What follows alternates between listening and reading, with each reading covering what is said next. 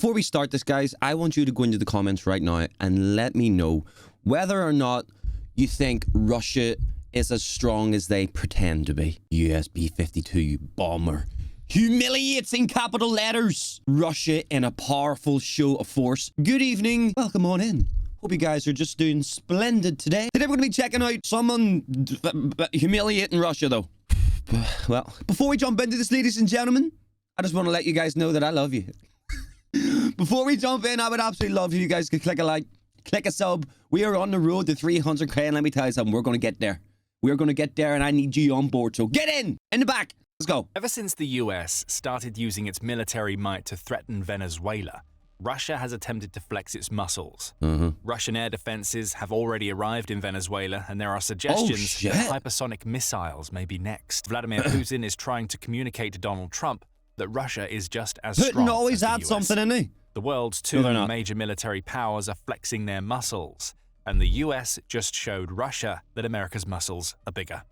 A US B-52 bomber has just humiliated Russia during a powerful show of force where it worked alongside its NATO allies to bring American firepower closer to Russia's doorstep. I don't think there's a worse word that could be used to describe being embarrassed. Humiliated. I hope to God I'm never humiliated, because that would be horrendous. On November 13th, United 24 media reported that the US flexed its air power by deploying a B-52 bomber to take part in practice. Brother, what the flying hell is even that? That's literally what that is, actually. That is literally flying hell. That's actually a good description. What's it called whenever someone copyrights? I'm copyrighting that. Take that to the doorstep. Someone sell it. Let me just move these socials over here because it's my OCDs kicking in. Bang. There you go. What's that? It's Twitch. I stream there. You want to join? Check and pin comment below. Strike runs conducted far too close to Russia for Putin's comfort. The outlet says that the B-52 took part in a training mission that started in eastern Finland, which is only separated from Russia by the Gulf of Finland. Well, it's in Finland, man, so how about you just mind your own business? The American bomber took part in a simulated strike while in Finland before flying into Estonian airspace. There, the B-52 flew to around 50 kilometers, or about 31 miles, away from the border that Estonia shares with Russia. We mentioned that Putin is trying to send a message to the US with Russia's actions in Venezuela. This was America's reply. I don't know what it is, man, but there's something about this man's face that just is not intimidating to me at all. I don't know. He looks like you ever see a Jaffa cake? You ever see a Jaffa cake in the UK? He looks like a talking, walking Jaffa cake, man. There's no way you can be scared of this, man. The US B-52 was taking part in a multinational exercise that involved Finland, Estonia, and several other NATO members. And it would have seen the American bomber pulling off its strikes, much as it's been doing for the decades that it's been part of the US. I ain't gonna lie, man. If this starts roaming about at us, I think you should just let it, whatever it wants to do, you go ahead, man. You know what I mean? Military. I ain't messing with that. Recognition provides more details in its about 40 wheels on it. Exercise. It says that the B-52 that the US deployed flew from Barksdale Air Force Base in Louisiana by way of Spain's Moron Air Base to reach Finland. After completing its practice run in Finland, the US bomber was joined by several UK-owned Eurofighter Typhoons, along with an E-3A Sentry early warning and control aircraft, showcasing that this was more than a display of US air superiority. It was NATO adding to the message that the US was sending by showcasing how its members are still able to work together despite the many efforts that Putin has made in 2025 to pull Trump away from America's NATO allies. Why is he doing that? That's humiliating enough for Russia's president. He's already dealing with Trump having turned his back on Russia, as the implementation of sanctions against two of Russia's oil giants in late October shows. Now the US is sending weapons that Putin knows could do serious damage right to Russia's doorstep. And there's nothing it's all about oil, isn't it, like? Without sparking a massive international incident with this B-52 display. There are plenty of reasons why the US sent its bomber to Finland, both on the tactical and strategic levels. Starting with tactics, the outlet points out that so many different aircraft being involved in the joint NATO operation near Russia's borders shows us how the organization would likely organize a future airstrike against an enemy like Russia.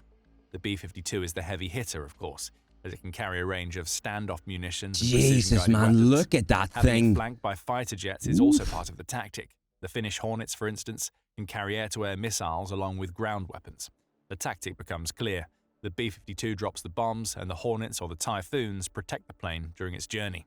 Army recognition also notes that Finland's Hornets are equipped with the Link 16 data links. Used throughout NATO, Link 16 is a communication system that allows any aircraft or piece of equipment hooked up to its network to transmit and receive real-time tactical data. On a real note, down to earth, let's have a think about it. Note, how close are we to an actual war in real life? Or what are the odds there could be a war in real life? Go in the comments, let me know right now.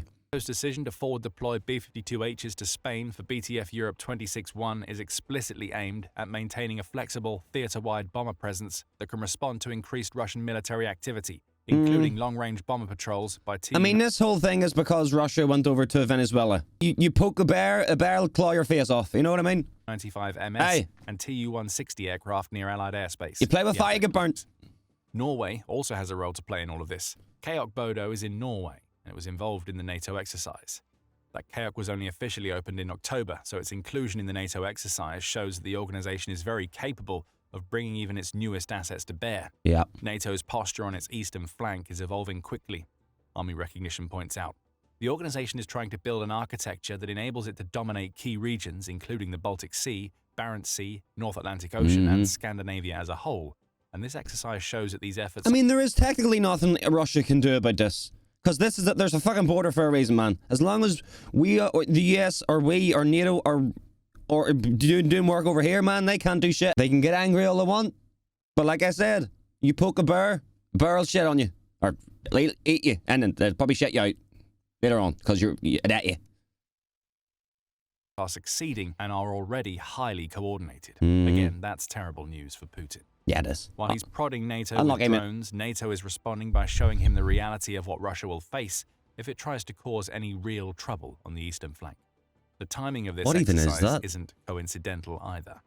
In the introduction to this video, we noted that the US and Russia are both involved in the storm of conflict that's brewing around Venezuela. That's just the latest in a series of back-and-forth incidents involving the two nations. We've already mentioned that the new sanctions that Trump levied against Russia in October, which saw the US president finally follow through on threats that he'd been making for a while, as his frustration over Putin's refusal to make peace discussions related to the Ukraine war seriously boiled over. The flying bomb cloud of Russia doing down in Venezuela anyway, mate. How about you just stay in Russia? How about that? Russia's response, modern no one likes you. Reports, is to conduct nuclear drills. The US may be gearing up to do the same. On October 30th, NPR reported that Trump has claimed that he wants the US to resume nuclear weapons testing. Oh dear. We've halted many years ago, but with others doing testing, I think it's appropriate to do so. No. Trump told Don't reporters do it, aboard Donald. Air Force One. Adding Venezuela into the mix, you have wait, Putin trying to use the did country he say it because other countries are doing it? I bet you it's fucking Russia and China, man. as a proxy to intimidate the US into doing what Russia wants. This may have been a misstep for Putin. There are reasons why Russia sending air defenses to Venezuela is a catastrophically stupid decision. Idiot. And you can find out what they are if you watch our video covering Oh, that. very good. But back to the Very good. B-52. It's clear at this point that the US and Russia are engaged in some sort of contest. Ooh. When one nation flexes its military muscle, the other is responding with a flex of its own. The dick measuring contest US at the minute. allowing its B-52s to join NATO allies in an exercise on Russia's doorstep may be the biggest of these flexes that we've seen so far. Why? Well, it communicates to Putin that the US stands firmly with NATO, that its aerial assets are deployable at a moment's notice and as needed, and that the US understands the importance of NATO's eastern flank. What this deployment represents is something far more concrete than Putin thought he would see out of NATO, and especially Look out at of the that, US. man. That's like The magic. exercises the B-52 and its NATO compatriots just conducted in Finland aren't symbolic. 8 This isn't engines the on US sending a bomber close to Russia just to show that it can. That bomber has been involved in exercises that could very well have real-life implications. Command relationships have been solidified, and the message has been sent that whatever aggression Putin may have planned in Eastern Europe, assuming that there is aggression at all, will face more than a local force. Yeah. The drones Russia has been sending into European nations have been met with localized responses. If Putin pushes things further, the US that a will drone? deploy long-range strike assets that can hit Russia on its own territory if needed. And then there's Finland. With so much focus being placed on the part that the US and its B-52 have just played in NATO's recent aerial exercise, it's easy to underestimate just how important Finland's involvement is. When Putin launched... See if Russia would just, or not Russia in general, see if Putin would just stop acting like a dickhead. We'll be safe. We'll be alright. We'll be friends even. We could get along if Putin puts his penis away.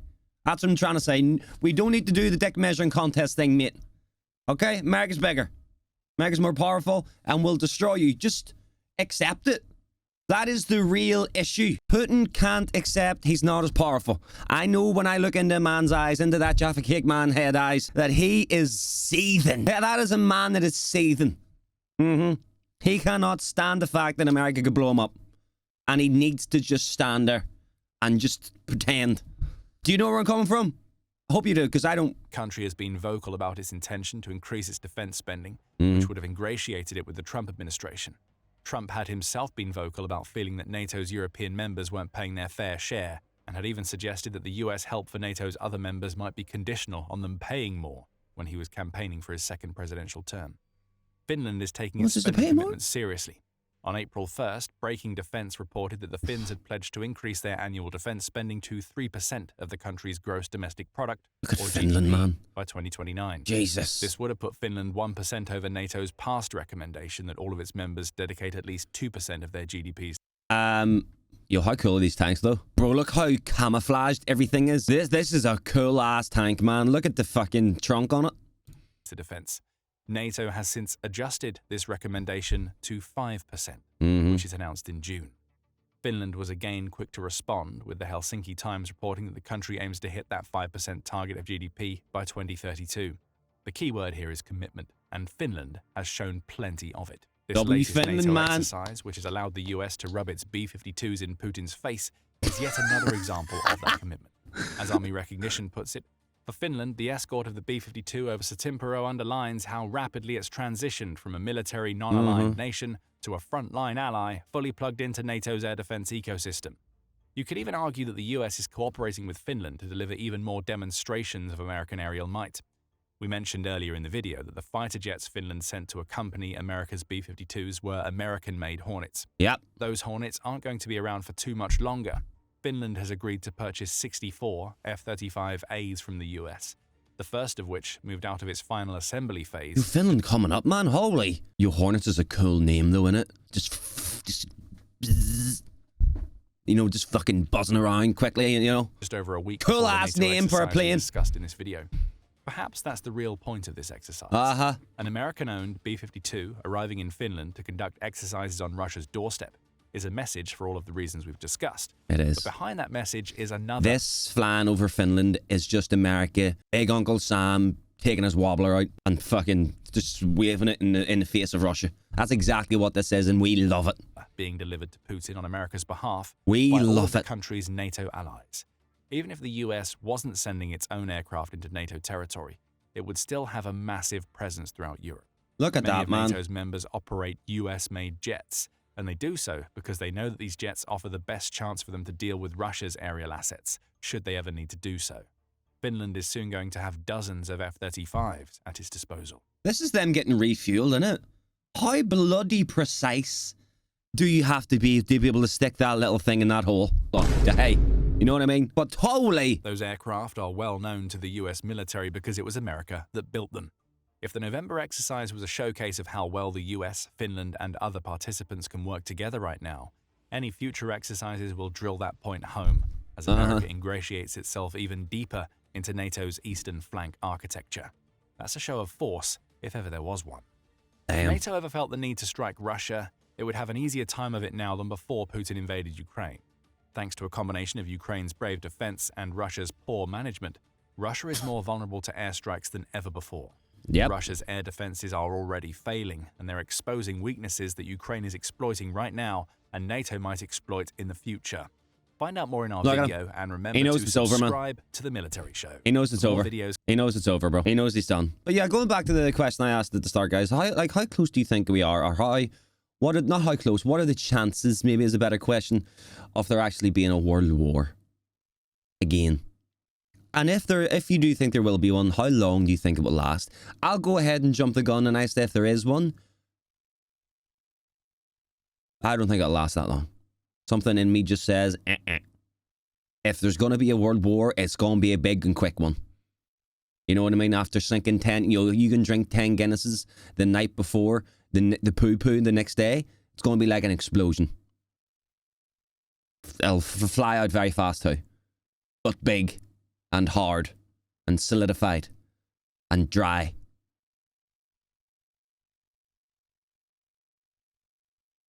Hope you guys enjoyed the video today. All right then.